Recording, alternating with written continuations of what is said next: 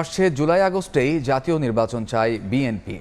দলটির মহাসচিব বলেছেন, নির্বাচন যত দেরি হচ্ছে ততই রাজনৈতিক ও অর্থনৈতিক সংকট বাড়ছে। গুলশানে সংবাদ সম্মেলনে মির্জা ফখরুল ইসলাম আলমগীর বলেছেন, জাতীয় নির্বাচনের আগে কোনো স্থানীয় সরকার নির্বাচনের প্রশ্নই ওঠে না। বিএনপি জামায়াত ফ্যাসিবাদের সবচেয়ে বেশি নির্যাতনের শিকার জানিয়ে স্বৈরাচার আওয়ামী লীগের বিচার করা হবে বলেও জানান মির্জা ফখরুল।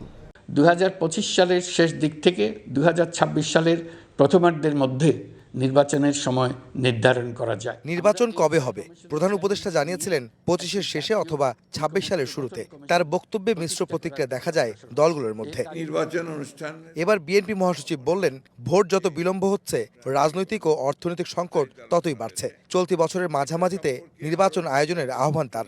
সোমবার রাতে স্থায়ী কমিটির বৈঠকের বিষয়বস্তু নিয়ে গুলশানে সংবাদ সম্মেলনে দলের অবস্থানের কথা জানান মির্জা ফখরুল ইসলাম আলমগীর। নির্বাচিত সরকারের কোনো বিকল্প নেই, এটা গণতন্ত্রে এটাই হচ্ছে সবচেয়ে ইম্পর্টেন্ট বিষয়। সুতরাং আমার মনে হয় না যে এটা আমরা আরও বিলম্বিত করার প্রয়োজন আছে, কারণ যত বিলম্ব হচ্ছে ততই রাজনৈতিক এবং অর্থনৈতিক সংকট আরও বৃদ্ধি পাচ্ছে।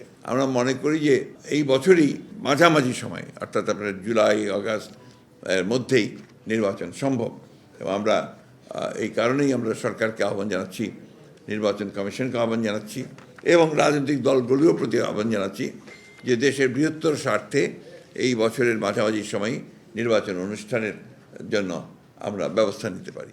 স্থানীয় নির্বাচনের কথা বলে জাতীয় নির্বাচন পেছানোর কথা কোথা থেকে আসে, এমন প্রশ্ন মির্জা ফখরুলের। এই ব্যাপারে আমরা সুস্পষ্ট সিদ্ধান্ত নিয়েছি, জাতীয় সংসদ নির্বাচনের পূর্বে স্থানীয় সরকার নির্বাচনের কোনো প্রশ্নই ওঠে না। কারণ এখন তো ফোকাসটা পুরো দেশের, পুরো জাতির হচ্ছে আপনার এই জাতীয় সংসদ নির্বাচনের উপরে, এবং ক্রাইসিসটা ওই জায়গাতেই।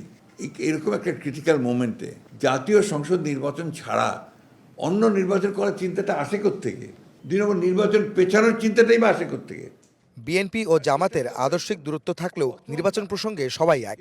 এমনকি ফ্যাসিবাদের নির্যাতনে এই দুই দল সবচেয়ে বেশি ক্ষতিগ্রস্ত উল্লেখ করে স্বৈরাচার আওয়ামী লীগের বিচার অবশ্যই হবে বলেও আশ্বস্ত করেন মির্জা ফখরুল। আমাদের উপরে তো অত্যাচারটা সবচেয়ে বেশি হয়েছে, তা আমরা ফ্যাসিস্টদের বিচার করবো না তো কে বিচার করবে? আর যদি আমরা ক্ষমতায় আসি, আর যেটা শুরু হয়েছে এখান থেকে সরে যাওয়ার কারো কোনো উপায় নেই।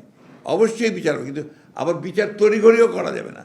তড়িঘড়ি করলে ওই বিচার কিন্তু প্রশ্নবিদ্ধ হয়ে যাবে। সুতরাং এটা একটা প্রক্রিয়া যেটা চলবে, এবং সেটাকে অবশ্যই আমরা শেষ করব, এ ব্যাপার কোনো সন্দেহ নেই। বাংলাদেশ ভারত সীমান্ত ইস্যুতে শক্ত অবস্থান নেয় অন্তর্বর্তী সরকারকে ধন্যবাদ জানিয়ে আওয়ামী লীগের আমলে দিল্লির সঙ্গে করা সব চুক্তি জনসম্মুখে প্রকাশের দাবি জানান বিএনপি মহাসচিব। এমনিতে পার্লামেন্টে করা উচিত ছিল, কিন্তু সেটা জনসমক্ষে উপস্থিত করা উচিত। আহমেদ সালেহীন, সময় সংবাদ, ঢাকা। গ্রহণযোগ্য হতে পারে না।